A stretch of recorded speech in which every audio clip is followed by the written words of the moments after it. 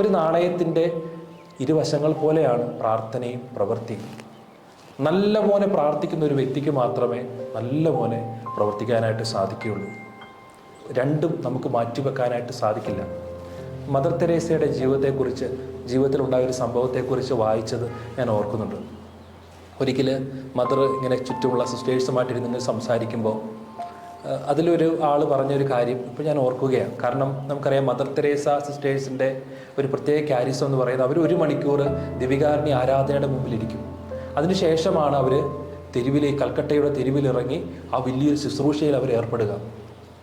ഒരിക്കലും ഒരു സിസ്റ്റർ മദറിനോട് പറഞ്ഞൊരു കാര്യം ഇതാണ്: മദറെ, നമ്മൾ എന്തിനാണ് 1 മണിക്കൂർ ഇരിക്കുന്നത്?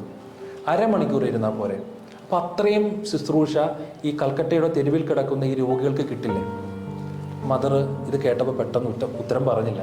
മദർ ഒന്ന് കണ്ണടച്ചു പ്രാർത്ഥിച്ചിട്ട് മദർ പറഞ്ഞൊരു കാര്യം എന്താണെന്നറിയാമോ? ഇനി മുതൽ നമ്മുടെ സന്യാസ സമൂഹത്തിൽ 1 മണിക്കൂറല്ല ആരാധന, 1.5 മണിക്കൂറായിരിക്കും എന്നാണ് പറഞ്ഞത്.